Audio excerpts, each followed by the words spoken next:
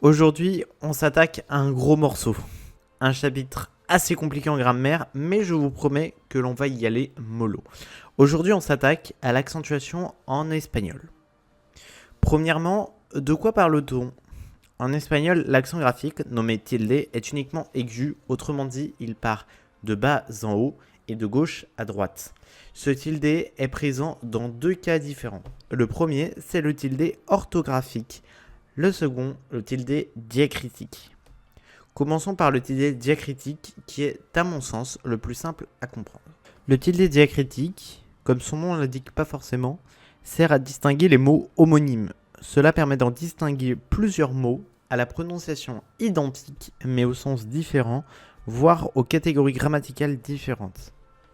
Prenons des exemples. Elle et elle. Ça vous dit rien ? C'est normal. Phonétiquement, c'est le même mot. Pourtant, ils ont une nature bien différente. Elle, sans l'accent, désigne l'article défini masculin singulier, comme dans el gato, le chat, par exemple. Elle, quant à lui, avec l'accent, désigne le pronom personnel masculin de la troisième personne du singulier, comme dans el canta la canción. Como, sans accent, sert à comparer. Il signifie comme, tandis que comment avec accent, lui signifie comment et indique une manière. Mas, sans accent, signifie mais et oppose, là où mas avec accent signifie plus. Que, quien s'utilise avec accent quand ils ont une valeur interrogative, y compris en interrogation indirecte, et sans accent dans tous les autres cas. T avec accent est le T, T sans accent est le pronom. Mi sans accent est le déterminant possessif, tandis qu'avec un accent, il devient un pronom et signifie moi. Quelques petits exemples pour illustrer cette partie. Il chante une chanson, elle canta una canción. À opposer au chat, par exemple, el gato. Como te llamas? Comment tu t'appelles? Me llamo como tú. Je m'appelle comme toi. Par exemple, la phrase. Il m'a demandé de faire mes devoirs, mais je ne veux pas les faire. Me pidió que hiciese mis deberes, mas no quiero hacerlos. Il fait plus chaud qu'hier. Hace más calor qu'ayer. Qui veux-tu inviter et que veux-tu pour ton anniversaire? ¿Quién quieres invitar y qué quieres para tu cumpleaños? Je veux que ce soit Jean qui vienne. Quiero que sea Juan quien venga. C'est le plus important pour moi. Eso es lo más importante para mí. À mon avis, c'est le plus important. En mi opinión, eso es lo más importante. Maintenant que cette partie est comprise, on va voir la deuxième partie, l'accent orthographique qui est bien plus subtil. Pour commencer, il est important de connaître certaines bases de la langue. À commencer par le principe d'accentuation tonique. En français, on accentue systématiquement la dernière syllabe. En espagnol, ce n'est pas le cas. Sont accentuables la dernière, l'avant-dernière et l'antépénultième syllabe. À chaque syllabe accentuée, son terme. Si un mot est accentué sur la dernière syllabe, il sera occiton, soit aigu en grec. En français, l'intégralité des mots sont d'ailleurs occitons, comme je l'ai dit précédemment. Si le mot est accentué sur son avant-dernière syllabe, ou pénultième syllabe, on dit qu'il est paroxyton, ou chana en espagnol. Enfin, si le mot est accentué sur l'antépénultième syllabe, on dit qu'il est proparoxyton ou esdrújulo en espagnol.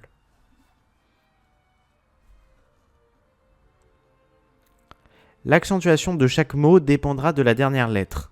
Si le mot se termine par une consonne, excepté S ou N, alors le mot sera naturellement accentué sur la dernière syllabe. A noter qu'ici, le Y est considéré comme une consonne, comme dans Uruguay ou Paraguay.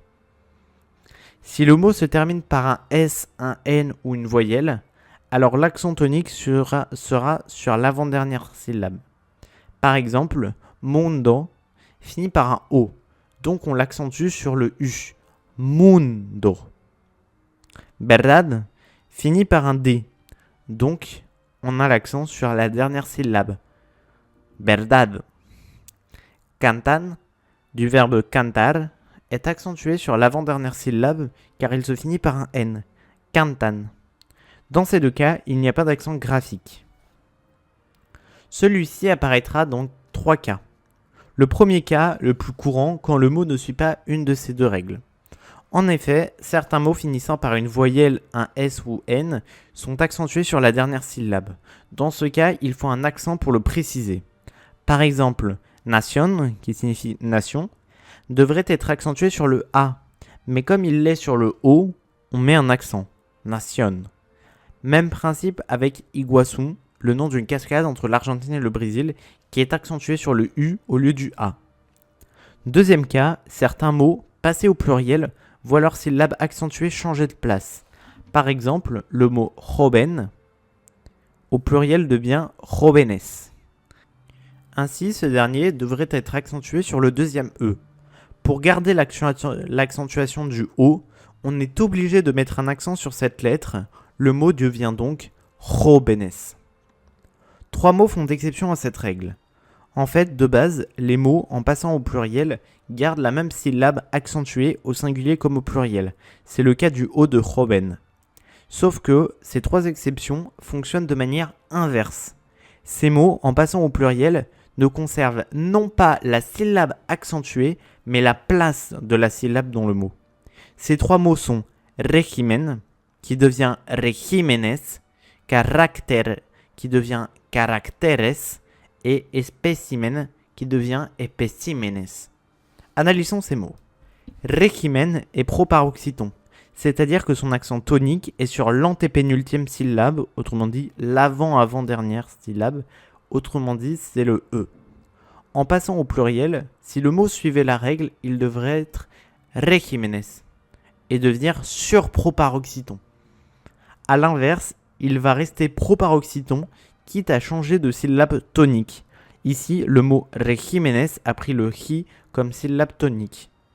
Caractère est paroxyton. Il porte un accent car il est en dehors de la règle qui dit qu'un mot doit finir par une voyelle, un S ou un N pour être paroxyton. Au pluriel, il devient caracteres.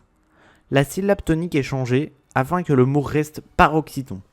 Ici, la nouvelle syllabe tonique est T. Cependant, l'absence d'accent orthographique est due au fait que la dernière lettre est un S, donc il suit désormais la règle des paroxytons. Espécimen est proparoxyton. Son pluriel est espécimenes qui reste proparoxyton. Troisième et dernier cas. Pour ce cas, on va considérer le cas où 2 voyelles se rencontrent. Ici, j'ai besoin de distinguer voyelles fortes et voyelles faibles. Les voyelles fortes sont A, E, O et les voyelles faibles sont I et U. Une diphtongue se produit quand on prononce les 2 voyelles dans la même syllabe. Une triphtongue se produit quand on prononce 3 voyelles à la suite dans la même syllabe. Un hiatus, à l'inverse de la diphtongue, se produit quand les 2 voyelles sont dans 2 syllabes distinctes. S'il y a contact entre 2 voyelles faibles, donc un I et un U ou un U et un I, il y a forcément diphtongue. Ciudad, ciudad. S'il y a contact entre 2 voyelles fortes, donc E et O ou A et O ou A et E, il y a forcément hiatus. Peleo, peleo. Ou les R. En cas de contact entre une faible et une forte, la situation dépend de l'accent orthographique. Si la voyelle faible porte un accent, ABA, il y a hiatus. Si la voyelle forte porte un accent comme dans avion ou pas d'accent du tout ni pour l'une ni pour l'autre voyelle, il y a diphtongue. Peine, viajar. De plus, si la diphtongue ou la triphtongue est tonique et ne suit pas la règle, l'accent orthographique se place toujours sur la voyelle forte. Avion. Si le hiatus comporte une voyelle faible, celle-ci portera un accent et sera toujours tonique, peu importe la dernière lettre du mot. C'est le cas par exemple du mot vehículo. Si on suivait la règle, on devrait dire vehículo. Mais comme on a un hiatus avec le BI, on mettra l'accent tonique sur ce I. Vehículo. Et le mot donc sera proparoxyton. Un petit détail sur lequel j'aimerais bien revenir, c'est le Y. Le Y est ce qu'on appelle en espagnol une semi-voyelle. Autrement dit, il est à la fois voyelle et consonne. En fait, il est soit l'un soit l'autre en fonction du contexte. Il est consonne dans les règles d'accentuation de base. Ça veut dire qu'on va accentuer la fin du mot. Par exemple, Paraguay. Mais il est voyelle parce qu'il entre dans les triphtongues. Paraguay, Buey, Uruguay, etc. J'espère que cette vidéo vous aura plu. Si c'est le cas, mettez un like et abonnez-vous.